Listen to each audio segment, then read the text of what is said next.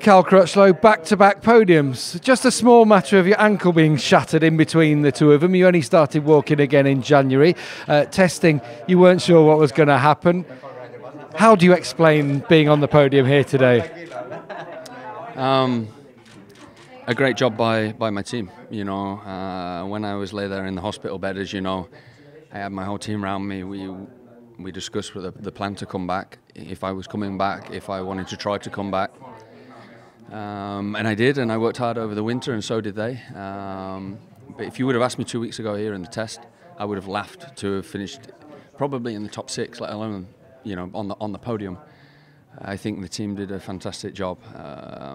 Lucio and Beefy, they never gave up. Beefy's worked really hard in the winter, and you know, to keep me calm, to be able to come back and try and be competitive, even to try and be competitive, let alone be on the podium. So I'm very happy, you know, to come back. I'm not like me, but I'm probably a little bit, I wouldn't call it speechless, but I don't really know what to say. It's just one of those, you know, I don't know if it's just another day or you know, it's been a great turnaround as well, because we've had a terrible test here. The test was just a waste of time. How has that happened? How has that turnaround been enacted? This weekend's the first time that I've had two 2019 bikes, and still this weekend, they're not the same. There's a little difference in them. Just because we were playing catch up a little bit. I never tested, so I was not able to give the input in Valencia and Jerez. And I started Sepang on the 18 bike, then I even rode the 18 bike here at the test on one of the days. So yeah, we worked hard this weekend, there's no doubt about it. If you would have asked me after warm-up as well, I was just joking around. But in the race I put the head down, and I felt good. I felt I should have led the race. I was going to say, you weren't that far off victory. When at the start, when the pace was slow, I thought, I'm probably better to go to the front here, save the front tyre and keep the fresh air on the front tyre. But then the Suzuki's passed me, and Mir was mad. He was an absolute rocket, man. But you know, he'll get it back. Don't worry. You know, I think if he starts riding like that at the front of every week, he won't last long in MotoGP. But all credit to him. He did a great job to be up there, and Rins as well. It was a good battle. It was a great battle. I'm pleased to be there. You know, Andrea and Marc did a great race again. I hung back on the last lap thinking I could win here. But, you know, I did my job on the podium. Yeah, I mean, you should be proud, because it was absolutely epic performance. Just finally, how about any pain? You talked about your bum, but your ankle? No, I only had 2 laps in the race where I really got my foot stuck and I couldn't get it off the lever. And one of them was on the second to last lap, and I thought, oh, no, please. It's just when my position slides forward, I haven't got the bend in the ankle to put it back on the foot peg, so it's jammed on the rear brake. But somebody hit me so hard in my left cheek, and honestly, it's so dead. I can hardly move the thing, and I have no idea who it was. We can find out when you watch it back later, and you will enjoy it, because it was a brilliant performance. Cal, congratulations on the podium. Well done, mate. Cheers.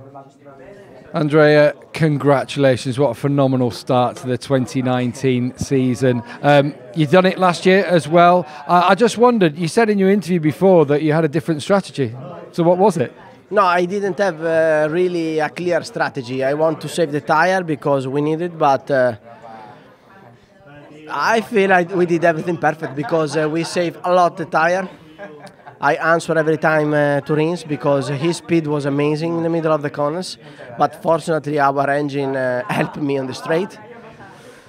And at the end I start to push. When I start to push, remain just Marc.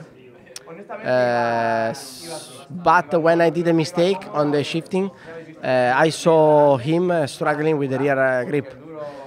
So the mistake actually helped? Yes, because give me extra motivation, because I understood something in some corners where I was able to be faster than him and prepare the answer, because I knew Marc tried to overtake me, but if I exit very fast, very fast, it's difficult for him to try to overtake me. If he want to overtake me, he have to do it in the same way, and he have to take a lot of risk and going a bit long. So we start in a good way. I remember standing with you in this position last year when you said, okay, we were confident here, but it's the next races, it's these ones coming where there were problems last year. So what's going to be different this year? At the moment, it's not different. At the moment, I think the next two races, it will be very hard for us, and it will be very good for Honda. But every year is different, so I hope it will be different. Well, let's hope so for your sake as well. I just wonder, starting the season with a victory, you've been quietly confident all winter, and then you said yesterday that you felt ready for the fight. Was it really you were hiding something, or were you still unsure? Were you unsure? No, it wasn't the reality. My confidence was so high at the beginning, but I lose day by day the feeling, because we wanted to try something, what we needed to try to improve the bike. But at the end, for the track we had on the winter test, didn't work, especially here in Qatar, so we lose a little bit the way in the test. So we came here with a really bad feeling and really bad speed. That was the reality. But with a good work and if you stay calm, you can found again the right way and make that race. Just finally, Dovi, the race was amazing. Everyone will have loved watching that back home. Did you enjoy it? Yes, it was good, and it's good when you manage the race and you don't have to push 100%. You push when you want to push. This is so nice. We'll go and enjoy that champagne. Andrea, congratulations on that first win of the season. Thank you very much. Well, Marc, we weren't sure what to expect from you or from this race here today, but we saw you back to your best, really. You said your shoulder was going to be 100%, and we saw that last corner again, didn't we? Which we love to see. Yeah, I mean, even today was a more difficult race than last year. I mean, last year here I was struggling, but with the hard front tire I was able to ride in my way. This year, if you see, I choose the medium because the hard was another one and was not working. I tried during all weekend, but it was not working. And then I choose the medium because it was the only option that I had. And then I was riding in a different way. But I finished the rear tire because maybe I pushing too much. And yeah, then I tried to manage. I tried in the last lap. It was like a replay from last year. But okay, happy because in the end 20 points here in Qatar after this strange winter, a hard winter for us, it's very positive. It looked like you were waiting behind Dovi, like you didn't want to show your hand, and then he made a mistake and you went in front. He said that helped him. Did you not want to go past him to show him, where you were struggling with the rear, perhaps? No. My plan was trying to attack before the last lap. I mean, on that lap when he did a mistake. For that reason, I overtake so quick.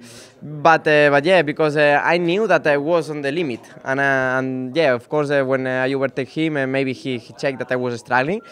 But it's like this. I was struggling in the same way. But it was nice because then I understand many things during the race, during this weekend, and we cannot forget that it's a new engine for us, and still we need to understand how to work with the electronic. Yeah, that you weren't that confident, or didn't sound that confident after testing, and you never have the best of results here in Qatar. So to have started like this, how much belief is it giving you going on to the rest of the season? Yeah, I mean, here in Qatar is what I say, is one of the worst circuits in the calendar. I mean, it's one of the circuits that I struggle more, one of the circuits that it's so difficult to manage for my riding style, and yeah, this year I manage in a different way, and in the end I take 20 points, so very happy. I mean, still remain 18 races in front, many different conditions. Looks like in the end, on the pre-season, looks like many riders very fast, but in the real time, the same names like last year. And the shoulder's okay? Yeah. Shoulder is okay, so this is very important. Marc, congratulations. Another brilliant race. Well done. Thank you very much. Bye-bye.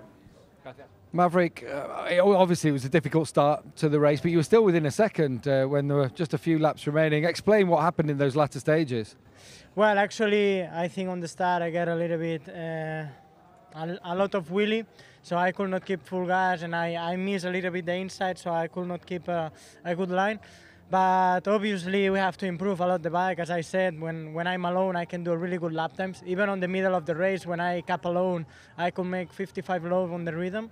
But as soon as I arrive to one rider, I suffer this lack of grip on the rear and I cannot attack. I cannot overtake. So we have to still improve. I have to improve, so we need to keep working. How disappointing is it when you've started in pole, you've had a fantastic pace all weekend, to not be able to do that then in the race? I think finally alone I could even go faster, when I was alone. But behind the riders, I don't know why I cannot attack. I cannot overtake because I lose a lot on the acceleration. So we need to keep working, as I said. The positive point, okay, we know now where we have to improve, and this is very important. Maverick, thanks for talking to us. Thank you. Cheers. Sam, 6th place on the first race. You look a little bit disappointed, but you had a really good second half. Was it the early laps that cost you there today? Yeah, I got a little bit in a tussle with Binder, and then me and Vierge had a couple of passes. He messed me up a little bit, you know. He's the first race, everyone wants to achieve a lot, so it's one of them things. He didn't ride great, in my opinion. He closed me off when I was already a long way past, which is, you know, then Luty and Fernandez passed, and I lost the rhythm a little bit, but I can't say I didn't enjoy it. Even that I enjoyed, because it's nice to be back in the battle, and you know, everyone's out there, first race of the year. Winter's a long time when you get into that race, and for me it's been 2 hard years, 2 real hard years, and maybe last year in Germany I had a 5th or a 6th, but I was not in the race. I was a distant 5th or 6th.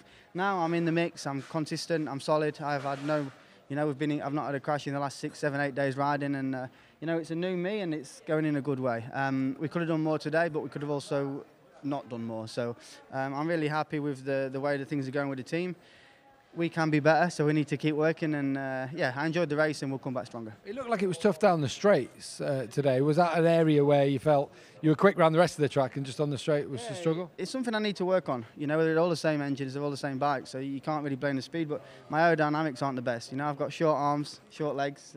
Strange as I'm 7 foot tall, but no, I ain't got the most aerodynamic body, that is true, and same with Cal, but Cal's making it work in MotoGP, so I maybe need to run down and have a word with him. But yeah, something we need to work on. We spoke a lot about it actually this morning before the race. We need to get in the wind tunnel and just understand how I can improve a little bit of that. But it is tough when it's a kilometre long straight, but honestly, I'm back in business. I'm here to fight for the championship, and I feel like I can do it. It's a positive start nonetheless, Sam. Well done on 6th. Good job.